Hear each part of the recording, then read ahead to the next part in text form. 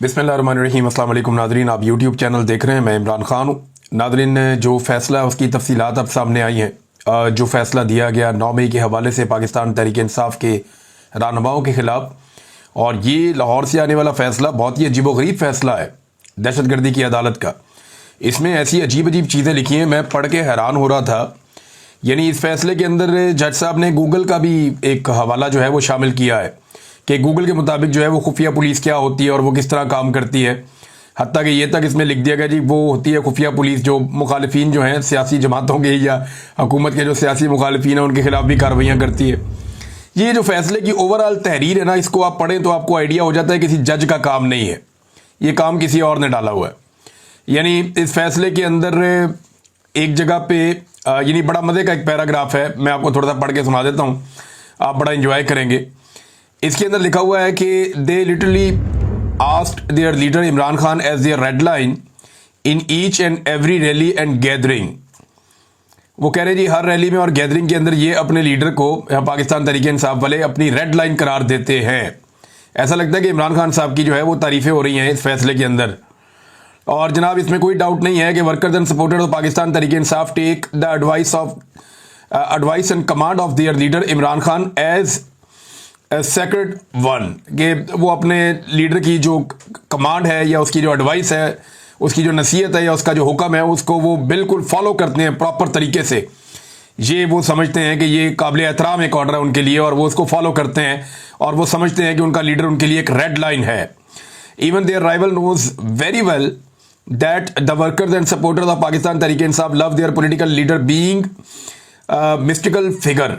यानी वो कहते हैं जी वो बहुत ज़्यादा इनके मुखालिफिन भी जानते हैं कि जो वर्कर और सपोर्टर हैं पाकिस्तान तहरीक इंसाफ के वो बेपनाह अपने लीडर से जो है वो वालिहाना मोहब्बत करते हैं। Similarly the president accused of instigation never thinking of disobey the command and direction of their leader Imran Khan. वो कहते हैं जी इमरान खान की जो कमांड और डायरेक्शन ऑफ से वो कभी भी पीछे नहीं हटते। इस किस्म की बातें यानी फैसले के अंदर देखी हुई है। यानी ये फैसला मुझे ऐसा लगता ही नहीं है कि जज ऐसा फैसला लिखते हैं या जज ऐसा फैसला कर सकता है। जो ये पैराग्राफ पढ़ लें आप या बाकी चीज़ें आप पढ़ लें, आपको हैरत होती है कि इमरान खान साहब की तारीफें लिखी हुई है। वो ये बता रहे हैं कि इस लीडर को इसके फॉलोअर्स कितना ज़्यादा फॉलो करते हैं और कितना ज़्यादा इसके हुक्म को मानते हैं। यानी ये तो एक लीडर की बड़ी कामयाबी है कि अगर उसके फॉलोअर्स उसकी हर बात को मानते हैं और उसको फॉलो करते हैं और वो इसको अपनी रेड लाइन समझते हैं, तो एक लीडर को और क्या चाहिए होता है। लेकिन ये चीज़ें एक जज क्यों लिखेगा फैसले में? नॉर्मली ऐसी चीज़ें जो हैं वो किसी और सिमत से आती हैं।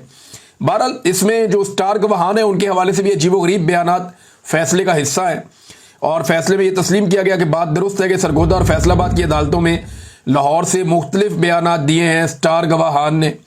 यानी एक गवाह एक वकूए की एक जगह पे कोई और गवाही दे रहा है, दूसरी जगह पे कोई और गवाही दे रहा है, तीसरी जगह पे कोई और गवाही दे रहा है। इसके बावजूद अदालत उसकी गवाही मान रही है, बल्कि तीनों तरफ अदालतें उसकी गवाही मान रही हैं। फिर वो कहते हैं कि कभी भी इन गवाहान ने अपनी आमद और अपनी रवानगी की रिपोर्ट नहीं करवाई, यानी कभी रिपोर्ट ही नहीं करवाई कि हम जा रहे हैं या हम आ रहे हैं। और दोनों गवाहान के पास इत्तफाकिया तौर पे कोई भी मोबाइल फ़ोन या ऐसा गैजेट नहीं था जिससे वो कोई ऑडियो और वीडियो फराहम कर सकते। दोनों ये साबित नहीं कर सके कि उनके जमान पार्क में किसी से ऐसा ताल्लुक था या उन्होंने कोई ऐसा ताल्लुक बनाया जिस ताल्लुक के जरिए से वो जमान पार्क के अंदर दाखिल हुए और इमरान खान साहब के कमरे तक पहुंच के मेज़ के या सोफे के नीचे छुप गए। ऐसा कुछ उन्होंने दिया ही नहीं, ऑडियो वीडियो को कोई सबूत नहीं दिया और SHO ने ज़बानी तौर पर इनको जिम्मेदारी दी थी। अंदाज़ा करें आप किस किस्म का फैसला है। यानी इसी फैसले के अंदर बेशुमार ऐसी कमज़ोर चीज़ें हैं जिनकी बुनियाद पे यही फैसला उड़ जाना चाहिए, लेकिन इसके बावजूद ये फैसला पाकिस्तान तहरीक इंसाफ के खिलाफ आ गया। यानी पूरे फैसले में वो चीज़ें शामिल हैं जिनकी बुनियाद के ऊपर फैसला पाकिस्तान तहरीक इंसाफ के कारकुनों के हक में आना चाहिए था, लीडर के हक में आना चाहिए था, लेकिन एंड में जो फैसला लिखा है वो कुछ और आ गया। यानी पूरा जो इलेक्शन है वो पाकिस्तान तहरीक इंसाफ के हक में चला, सारी की सारी गिनती पाकिस्तान तहरीक इंसाफ के हक में हुई, सारे के सारे फॉर्म 45 जो हैं वो तहरीक इंसाफ के हक में लिख दिए गए और एंड में फॉर्म 47 जो है वो तहरीक इंसाफ के खिलाफ जारी कर दिया गया। ये फैसले भी इसी तरह लगते हैं कि जितनी प्रोसीडिंग होती है रोजाना जो रिपोर्टर रिपोर्ट करते हैं उसमें लगता है कि फैसला PTI के हक में आएगा। एक एक गवाह झूठा साबित हो जाता है, कोई सबूत कोई शवाहिद नहीं मिलते, जजेस उड़ा के रख देते हैं फैसले को और फैसले के अंदर वो कमजोरियां लिखी जाती हैं और एंड में फॉर्म 47 का फैसला आ जाता है। कि जनाब फारग पाकिस्तान तहरीक इंसाफ को बाटा रेट के हवाले से सजा दे दी गई है। तो यहां पे तो नाजरीन ये हो रहा है। अलीमा खान साहबा को फिर गिरफ्तार किया गया, इमरान खान साहब की बहनों को, दोनों को। नौरीन खान साहबा थी, अलीमा खान साहबा थी। ये इमरान खान साहब से मिलने के लिए गए और जब मैंने पिछला वीलॉग रिकॉर्ड किया था तो उस वक्त ये वहां पे मौजूद थे बाहर। बाद में जब रात हुई तो पुलिस ने इन्हें गिरफ्तार कर लिया, कुछ और कारकुनों को भी गिरफ्तार किया। बाद में कारकुनों को रिहा किया गया और इमरान खान की बहनों को ले जाकर चक्री के पास रिहा कर दिया गया। ये पुलिस ने वतीरा बना लिया कि इमरान खान साहब की बहनों को गिरफ्तार कर लेते हैं, फिर गाड़ी घुमाते रहते हैं, फिर जाके 100 किलोमीटर दूर कहीं पे उतार के भाग जाते हैं। तो अभी तक तो यही सिलसिला चल रहा है। लेकिन इमरान खान की बहनें जो है वो हर दफा बड़ी बहादुरी से गिरफ्तारी दे देती हैं। वो किसी किस्म का जो है वो उनके अंदर खौफ नजर नहीं आता। इमरान खान और उनकी फैमिली ने बड़ी दिलेरी के साथ, बहादुरी के साथ मुश्किल हालात का सामना किया है। ऐसा PMLN नहीं कर सकी, पीपल्स पार्टी नहीं कर सकी। ये बेचारे इतने बहादुर कभी साबित हुए नहीं, ना जरदारी ना शरीफ। हाँ, भुट्टो बहादुर थे, जो भुट्टो फैमिली थी वो बहादुर थी। जुल्फिकार अली भुट्टो, बेनजीर भुट्टो, वो लोग बहादुर थे। मुर्तजा भुट्टो, शाहनवाज भुट्टो, वो लोग बहादुर थे। लेकिन ये जरदारी फैमिली जो है, ये भी जब जेल में गए तो इन्होंने ऐसा कंप्रोमाइज जेल काटा है, सारी सहूलतें इनको जेल के अंदर अवेलेबल थी। शरीफ खानदान जब जेल के अंदर गया तो इन्होंने बड़ा जबरदस्त सहूलतों के साथ जेल काटा है। तो ये लोगों में वैसी बहादुरी नहीं है जैसी बहादुरी भुट्टो खानदान ने दिखाई, या अभी ये न्यादी खानदान बहादुरी दिखा रहा है। तो इमरान खान की बहनों को गिरफ्तार करके बाद में रिहा कर दिया गया और अब 14 अगस्त के हवाले से उन्होंने कहा जी हम जरूर 14 अगस्त को जो है आवाज उठाएंगे, पाकिस्तान तहरीक इंसाफ के लोग निकलेंगे, ना सिर्फ जश्न आज़ादी मनाएंगे बल्कि हकीकी आज़ादी के लिए भी आवाज उठाएंगे। पाकिस्तान तहरीक इंसाफ के ज्यादातर लोग जो हैं वो जश्न आज़ादी के हवाले से जरा डिफेंसिव मोड पे गए हैं और वो सारे ये कह रहे हैं जी सिर्फ जश्न होगा, कोई एहतजाज नहीं होगा, सिर्फ जश्न होगा, कोई एहतजाज नहीं होगा। शहरयार आफरीदी ने टीवी पे आकर कहा जी 14 अगस्त को सिर्फ जश्न हो सकता है, कोई भी एहतजाज 14 अगस्त को नहीं होगा। बाकी लोग भी ऐसे ही कह रहे हैं। अब नाज़रीन, एक तरफ अदलिया की कारकर्दगी मैंने आपके सामने रखी, दूसरी तरफ मैं आपको अदलिया के हवाले से एक और बड़ी इंटरेस्टिंग चीज बताने जा रहा हूं। ये 2010 से लेकर 2024 तक कहानी कितनी बदल गई और हुक्मरानों ने जजों को कितना नवाज दिया। चीफ जस्टिस जो है, जो रिटायर हो जाता है, उसकी जो 1 महीने की पेंशन है वो 2010 में 5,60,000 रुपए थी और अब 2024 में उसको कर दिया गया 23,90,000 रुपए, यानी 5,60,000 से बढ़ा के लगभग 24 लाख रुपया कर दी गई एक रिटायर्ड चीफ जस्टिस की पेंशन। और उसके अलावा मुराद अलग हैं, बिजली इनको मुफ्त मिलती है, गाड़ी, ड्राइवर, मुलाजिम, बिजली, बेशुमार सहूलतें, प्रोटोकॉल सब इनको मुफ्त में मिलता है। और अब जनाब 2014 में तनख्वाह 9 लाख की गई थी, उसके बाद जनाब दोबारा इसको बढ़ाया गया, लेकिन अब 2023 के अंदर दोबारा से, और ये हर मरतबा जो है वो ये इजाफे किए PMLN की हुकूमत ने। PMLN ने धड़ाधड़ जो है वो जजों की मुराद में इजाफा किया है और ऐसा लगता है इसीलिए जुडिशरी जो है वो PMLN को बहुत पसंद करती है और उनके हक में फैसले लेकर आती है। और 2016 में चीफ जस्टिस की पेंशन 11 लाख कर दी गई थी, तब भी नवाज शरीफ साहब की हुकूमत थी। और उसके बाद 2023 में चीफ जस्टिस की पेंशन 16 लाख कर दी गई थी, लेकिन वो भी कम पड़ गई। और फिर 2024 में, यानी 2023 में बढ़ाई थी, फिर 2024 में दोबारा बढ़ाई और पेंशन को बढ़ाकर 23,90,000 कर दिया गया, क्योंकि अब काजी फायद ईसा साहब रिटायर हो रहे थे और काजी फायद ईसा साहब के अखराजात ज्यादा है। जज अगर फौत हो जाए तो उसकी बेवा को मिलने वाली पेंशन की तफसीलात भी सेनेट में पेश कर दी गई हैं और ये सेनेट के अंदर सारा रिकॉर्ड निकला है। जज की बेवा को माहाना 300 लीटर पेट्रोल भी दिया जाता है, जबकि जज की बेवा से इनकम टैक्स नहीं लिया जाएगा। जज की बेवा को 2000 यूनिट बिजली भी मुफ्त दी जाएगी, जबकि उन्हें पेंशन भी उसी तरह अदा की जाएगी। अब आप अंदाजा करें कि एक जज पाकिस्तानियों को कितने का पड़ता है, और ये रिटायर्ड जज है जिन्होंने पाकिस्तान में आवाम को इंसाफ नहीं दिया। यानी कादी फायदी साहब 24 लाख रुपया तो कैश ले रहे हैं हमारे पैसों से, और उसके अलावा कादी फायदी साहब की वैसे मौजें लगी हुई है। 24 लाख रुपया कादी फायदी साहब कैश ले रहे हैं। 2023 में भी, 2016 में भी बढ़ाए पैसे, 23 में बढ़ाए, फिर 24 में बढ़ाए, और 24 लाख रुपया तो पैसा ले रहे हैं तनख्वाह की मद में, पेंशन में।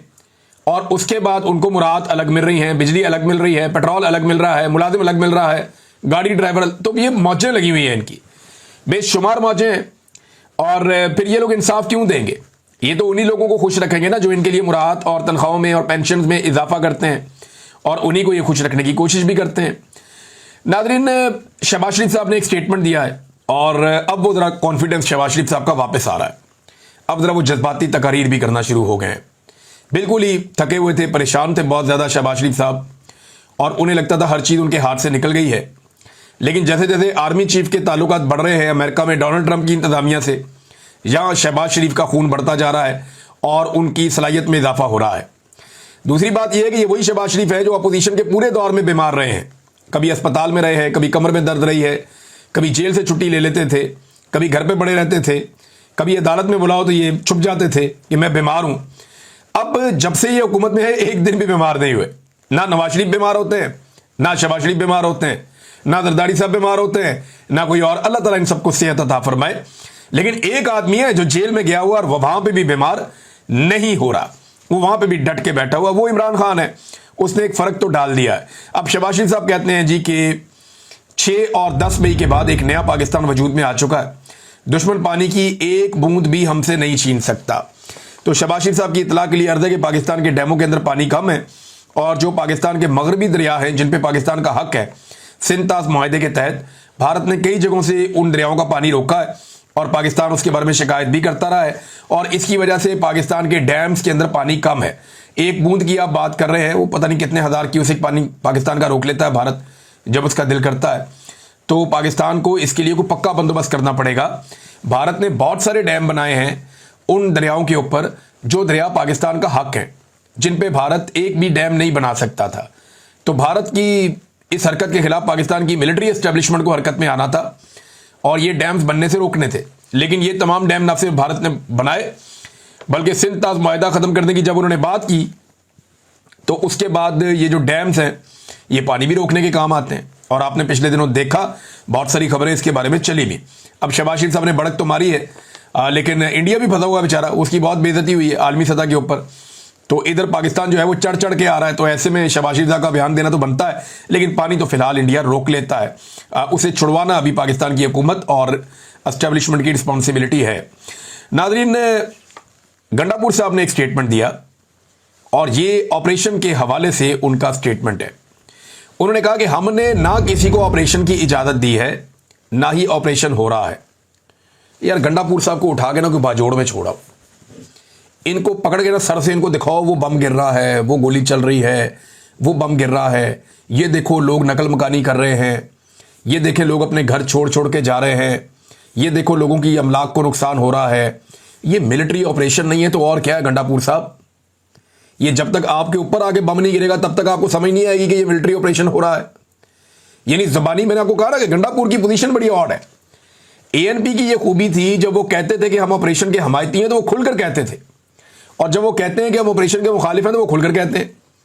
अब 23 अगस्त को एमएल वली खान ने ऐलान किया कि ये जो ऑपरेशन हो रहा है इसके खिलाफ है। अब पहले वो इसके हमायती थे, अब खिलाफ है वो, क्योंकि अब अवाम जो है वो बिल्कुल उस तरफ चली गई है और वो ऑपरेशन में नहीं मानते। मौलाना खान ज़ेब इनकी पार्टी के शहीद भी हो गए। अब एमएल वली खान साहब आ रहे हैं इस्लामाबाद एहतजाज करने के लिए। उन्होंने कहा जी हम बड़ा एहतजाज लेकर इस्लामाबाद पहुंचेंगे। वो तो 23 अगस्त आएगी तो देखेंगे कि एमएल वली खान साहब के तिलों में कितना तेल है या इनमें कितना हौसला है और वो कितने लोगों को लेकर इस्लामाबाद पहुंचते हैं, और इनको इस्लामाबाद आने भी दिया जाता है या नहीं आने दिया जाता। तो ये तो हो गया एमएल वली खान का मामला। लेकिन गंडापुर ये कैसे कह सकते हैं कि हमने ना किसी को ऑपरेशन की इजाजत दी है, ना ये ऑपरेशन हो रहा है? उधर कर्फ्यू लगा हुआ है बाजोड़ में। इनका अपना मुशीर इत्तलात कह रहा है जनाब हमने कर्फ्यू लगाया हुआ है ऑपरेशन की वजह से, और खुद ही अपने मुंह से कह रहे हैं कि हमारी जंग जारी है, हम इस जंग को जीतेंगे। एक तरफ कह रहे हैं जी हमारी जंग जारी है, हम जंग जीतेंगे, दूसरी तरफ कह रहे हैं ना हमने कोई इजाजत दी है और ना कोई ऑपरेशन हो रहा है। मेरी समझ से बाहर है कि अली अमीन गंडापुर साहब कहना क्या चाहते हैं। और इन्होंने एक बात कही थी कि मैं विकेट के दोनों तरफ खेलने का माहिर हूं, और वो बात सच साबित हो रही है बार बार। एक इंटरव्यू में अली अमीन गंडापुर ने कहा था कि मैं विकेट के दोनों तरफ खेलता हूं, तो वो साबित भी हो रहा है कि वाकई ये विकेट के दोनों तरफ खेलते हैं। और एक और चीज की है वहां गवर्नमेंट ने, उसमें उन्होंने ये कहा कि बाजोड़ से नकल मकानी की है जिन खानदानों ने, फी खानदान को 50,000 रुपए दिए जाएंगे। अब ये पता नहीं कब पैसे देंगे। मेरे ख्याल में 50,000 रुपया बहुत कम है। इतना पैसा तो एक खानदान सिर्फ एक जगह से दूसरी जगह जाए ना, तो उसको एक जगह से दूसरी जगह जाकर बैठने में इतना पैसा लग जाता है, फिर वहां पे रहना, वहां पे खाना पीना, अपने बच्चों को खाना पीना देना, अपने सर के ऊपर छत का बंदोबस्त करना। अगर ये लोग 1 महीने के लिए भी अपने घरों से दूर गए हैं तो 30-40 हजार रुपया तो एक घर का किराया है जहां पे पूरा खानदान जाके बैठेगा। और अगर इनको खैमों में बिठाया है तो इस मौसम के अंदर, गर्मी के अंदर, इनको कैसे खैमों के अंदर आप एडजस्ट करेंगे? उनकी बेचारों की हालत पतली हो रही है। आप एसी वाले कमरों में बैठ के कह रहे हैं जी हम ऑपरेशन की इजाजत नहीं दे रहे, लेकिन जंग हम जीतेंगे। ये दोगली पॉलिसी चल रही है ना अली अमीन गंडापुर साहब की। तो 50,000 रुपया बहुत कम पैसे हैं। मैंने यहां पे एक ऑडियो सुनी, एक बुजुर्ग हैं, इनकी मैं बात सुन रहा था, मुझे बड़ी तकलीफ हुई उनकी बात सुन के। पश्तो में ये बात कर रहे हैं, इनका आप चेहरा देखे। शानदाना गुलजार साहबा ने इनको ट्वीट भी किया है। वो ये कहते हैं मेरे सूबे, मेरे मुसलमानों, मेरे पाकिस्तानियों, मेरे बेगुनाह पख्तूनों के साथ ये जो सलूक हो रहा है, नस्ल कुशी कुछ मादनियात के लिए हो रहा है। किधर हैं मेरे दहशतगर्द की लाश? यहां पर तो सिर्फ मेरे मासूम हैं। ये जो बुजुर्ग है ना, ये बाजोड़ में बाबा जो है, ये क्या कह रहे हैं? ये पश्तून बुजुर्ग हैं, रोते हुए बेचारे बात कर रहे हैं। वो ये कह रहे हैं कि मैं ब्लड प्रेशर का मरीज हूं, खाने के लिए सिर्फ एक प्लेट चावल की मुझे मिल रही है सारा दिन में। अब एक तरफ हमारा ये हाल है और दूसरी तरफ घरों पर हमला है और चोरी कर रहे हैं हमारी। यानी ये लोगों ने पहले भी शिकायत की थी कि जब भी किसी एरिया में ऑपरेशन होता है तो लोग अपना कीमती सामान बातों का छोड़ जाते हैं, और जब लोग वापस आते हैं वो कहते हैं नहीं हमें हमारा सामान नहीं मिला। ये बात जो स्वात के मकीन है उन्होंने भी मुझे बताई थी, और यही बात शिकवा जो है ये बाबा जी भी कर रहे हैं। ये बहुत परेशान है। अल्लाह ताला इनकी मुश्किलात आसान करे।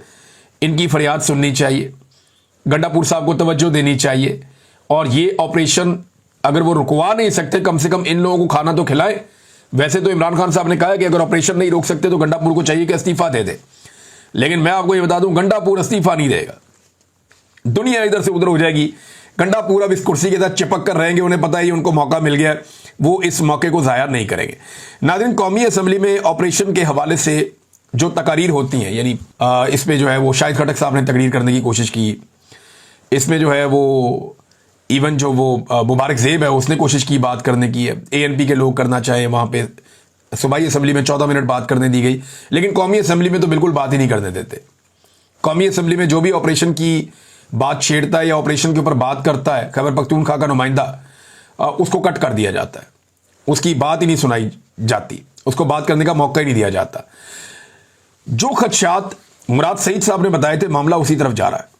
और अब मुराद सईद ने बाकायदा एक बड़ा स्टेटमेंट जारी किया है जिसमें उसने तफसीलात बताई हैं कि आने वाले दिनों में उनके मुताबिक क्या होने जा रहा है।